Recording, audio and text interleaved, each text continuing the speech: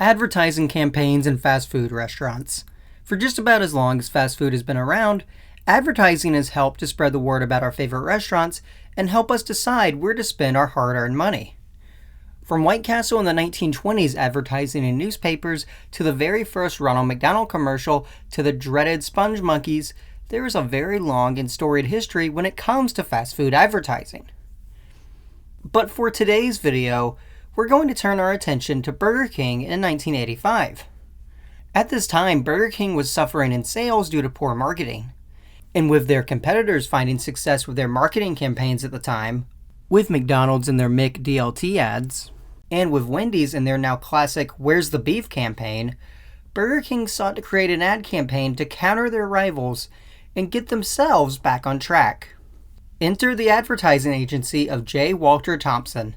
The agency was famous for creating the Oscar Mayer Wiener song and the Toys R Us Kid jingle, and had worked with Burger King before, notably on a controversial 1981 ad starring Sarah Michelle Gellar that implied that McDonald's used 20% less meat in their burgers than Burger King.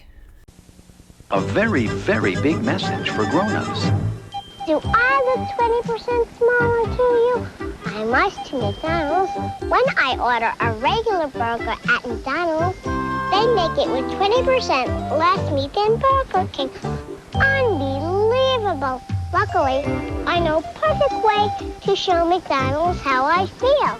I go to Burger King. Aren't you hungry for Burger King now?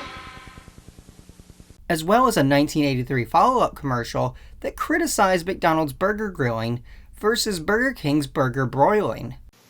Burger King presents broiling versus frying. I can figure McDonald's out. Everybody knows flame broiling beat frying nearly 3 to 1.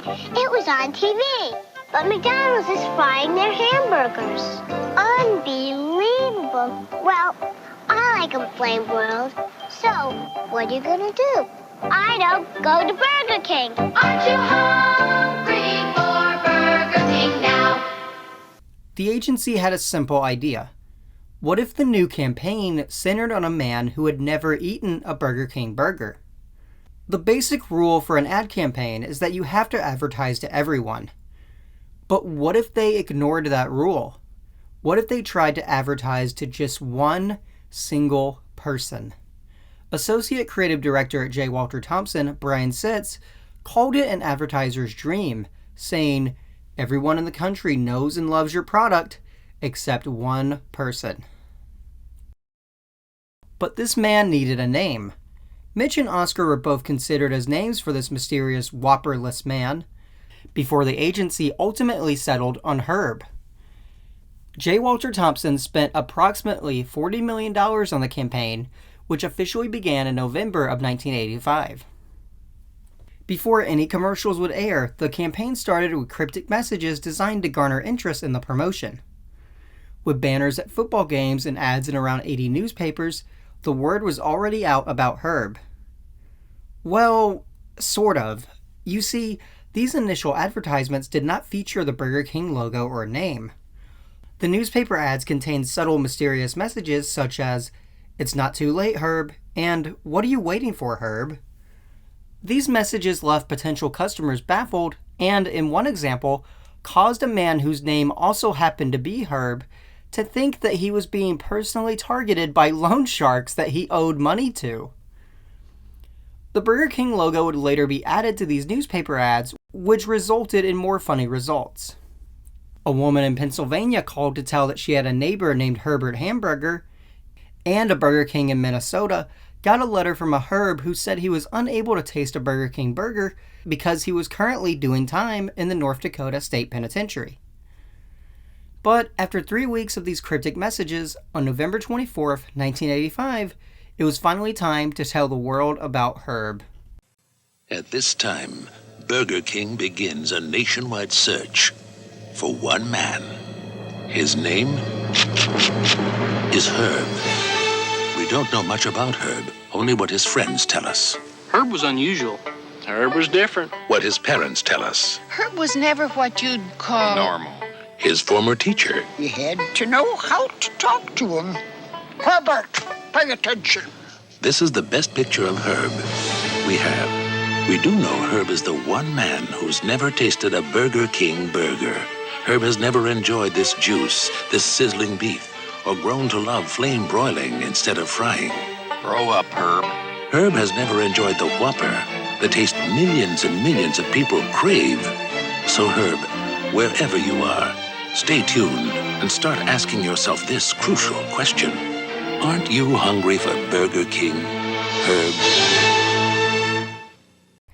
So, yeah, we weren't exactly introduced to Herb so much as just told about him.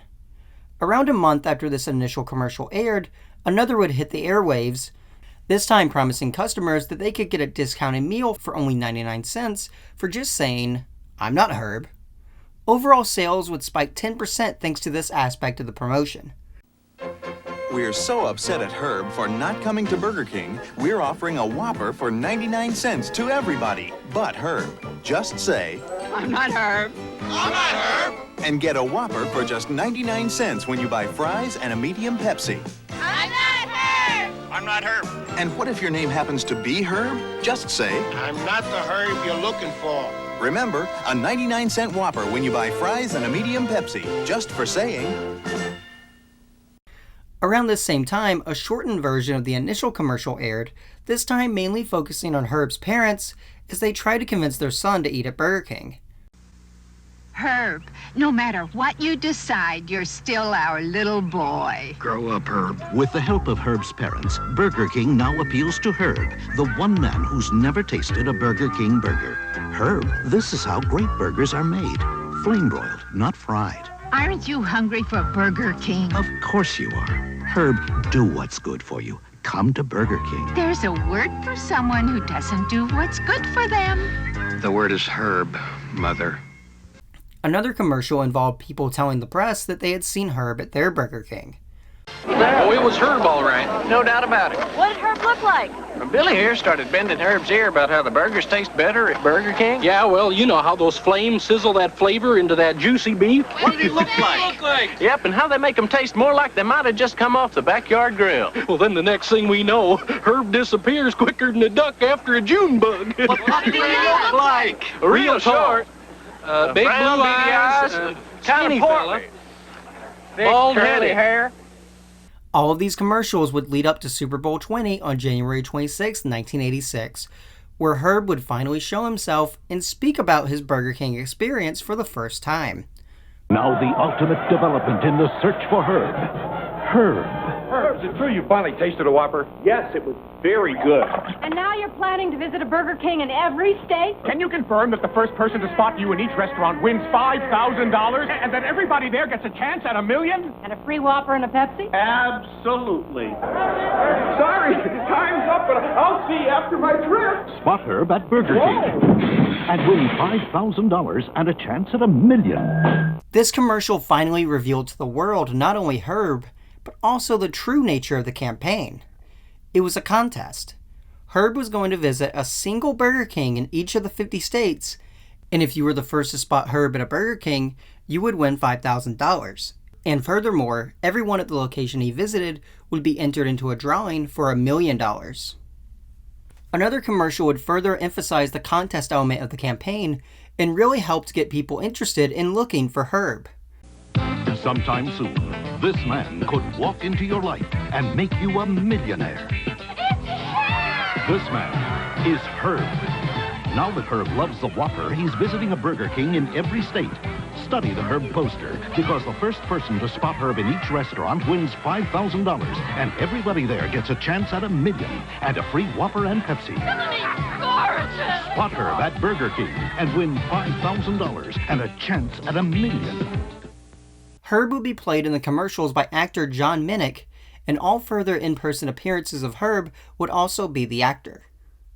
The campaign would lead to a bit of a controversy shortly after Herb started touring Burger King locations, when 15-year-old Jason Hallman spotted Herb at a Burger King restaurant in Alabama and believed that he had won $5,000. But because he was under the age of 16, the minimum age for participating in the contest, the prize money was given to the boy's older friend who was with him at the time. Burger King defended their decision, stating that the restriction was intended to dissuade students from skipping school to search for Herb. The boys' parents complained, and the matter was then brought before the full state Senate, which passed a resolution condemning Burger King's actions as consumer fraud. Another teen under the minimum age disqualified from the prize in Reno was awarded the $5,000 by the local operator. Herb's Burger King tour would last from January 30th to March 13th of 1986. After the tour, Herb would make at least one more public appearance. At least, this is the last one that I could find info on. On April 7th, 1986, WrestleMania 2 would be held in 3 locations: Uniondale, New York, Rosemont, Illinois, and Los Angeles, California. At the New York portion of the event, Herb would appear as a guest timekeeper during the boxing match between Mr. T and Rowdy Roddy Piper. Funnily enough, Clara from Wendy's Where's the Beef ads would also appear as a guest timekeeper during the event. But after this, Herb seemed to just disappear entirely. The $1 Million contest was over, being won by Christopher Kelly of Louisville, Kentucky, who was present when Herb was spotted at the Burger King in the city's Oxmoor Center Mall. After the tour and the WrestleMania appearance, Burger King pretty quietly dropped the character altogether. While the promotion received positive reactions at first, with Time magazine calling it clever, and the Chicago Tribune calling Herb one of the most famous men in America, the campaign ended up being a major flop. You see, once the mysticism was removed after the Super Bowl ad and people knew what Herb looked like, a lot of them just simply lost interest. As a result, Burger King's profits would drop 40% in 1986. Because of this, Burger King fired J. Walter Thompson, and it was the last campaign the agency would ever do for the fast food giant. But what happened to Herb himself, John Minnick? Well, he went on to appear in various shows such as The Flash, Family Matters, Nashville, and Murphy Brown. Unfortunately, John would pass away on June 12, 2022 at the age of 71. And while the Herb campaign may not have been the most successful campaign ever, it's definitely a memorable one that I personally won't forget anytime soon.